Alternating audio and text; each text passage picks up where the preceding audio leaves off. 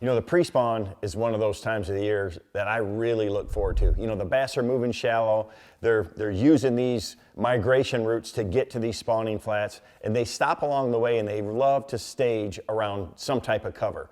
And when they're shallow like this, there's two baits that you have to have tied on. One is a KVD squarebill and the other is a spinnerbait. It's just one of the best times of the year to be fishing.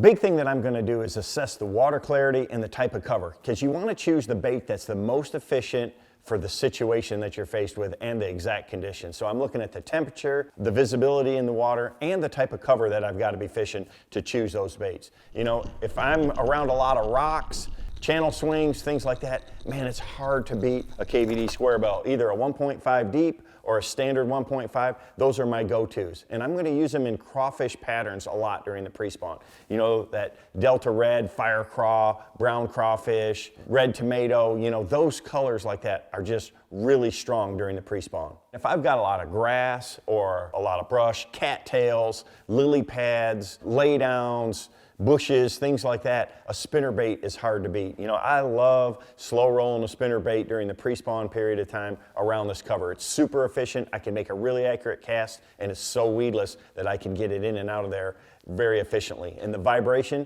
is something these big, you know, pre-spawn bass, they just can't handle it. You know, water clarity is one of the keys. If I've got dirty water, you know, I want bright colors. I'm going to use chartreuse. I want to use those thumper blades, you know, Colorado blades, and I want a slow retrieve. You want to keep that bait in the strike zone for a long period of time and just have a lot of vibration. And that's where, you know, a Colorado spinnerbait just really stands out. So, you know, this bluegill color, you know, a pearl white, a shad color, or a bright chartreuse, just based on the water clarity. You know, the cleaner water, you want more natural colors. The dirtier water, you want those brighter or darker colors. And those fish just can't handle the vibration of that spinnerbait as it gets close to them. And I catch a lot of big fish slow rolling a spinnerbait around that cover. One of the big things about this time of the year, it's all about finding those key stretches. And you may have to cover a lot of water in between to find that one magical 50-yard stretch.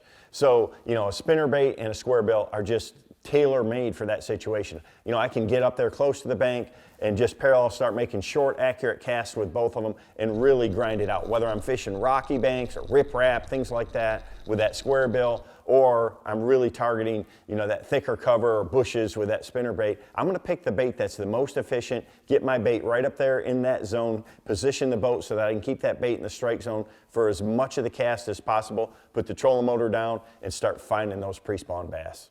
During the pre-spawn, a spinnerbait and a KVD squarebill are definitely weapons you have to have ready to go.